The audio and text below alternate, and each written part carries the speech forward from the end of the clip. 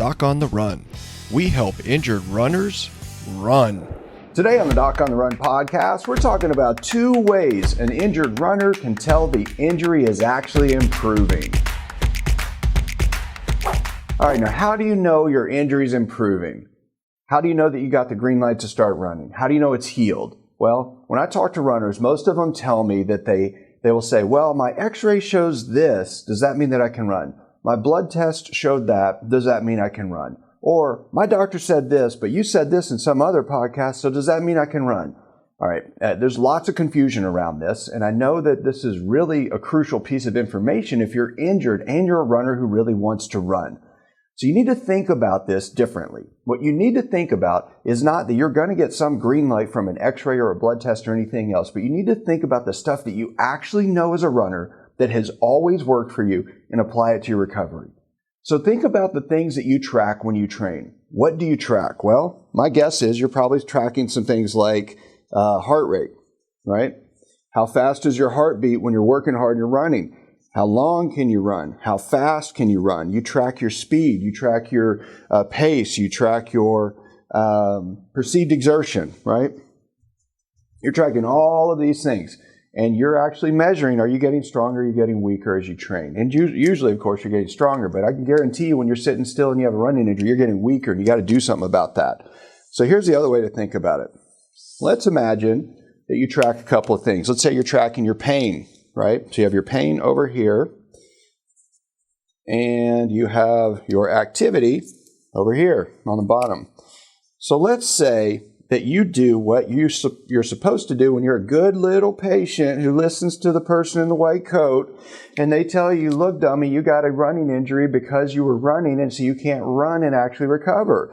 Do nothing. Rest. Sit still. Don't do anything. So basically what you do is your activity's way down here. You're basically walking to the bathroom, but not much else. You're not doing any activity. Your activity is not staying the same. It's not changing. It's almost nothing. You're losing your fitness as a consequence of that, but you are sitting still doing nothing like you were told. And while you're doing that, your pain level goes down.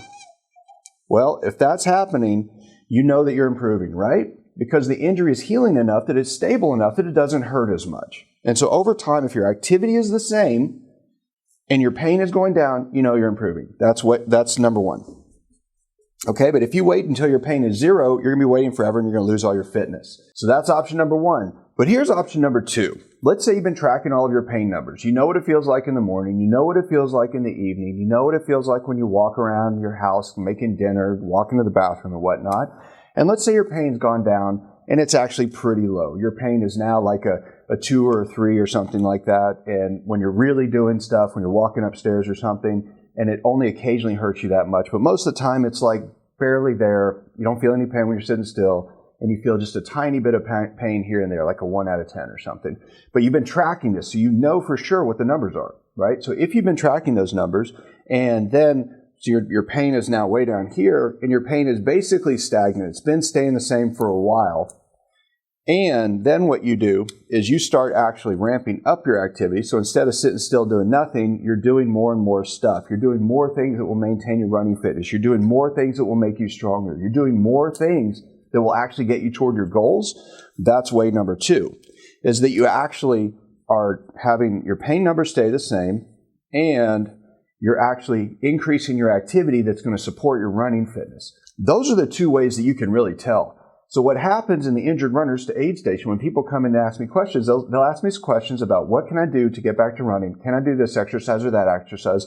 What do you think that I ask them? Do I ask them about x-rays? No. Do I ask them about blood tests? No. Do I ask them about all these other objective things? No, ask them about what is your pain like? What is your activity like? What did it feel like? Now, based on that, do you think it's safe for you to advance a little bit or not? And it is always very clear when I ask them those questions. So if you're looking for the fastest path back to running injuries, make sure that you really think about the things that you do in training, the ways that you track things in training, and then apply that to your recovery now. That will help you get back to running as quickly as possible. If you like this episode, please share it. Please like it. Please share it with one of your friends who is a runner, somebody that needs to hear this. And then make sure you join me in the next episode. I'll see you then. Doc on the Run. We help injured runners run.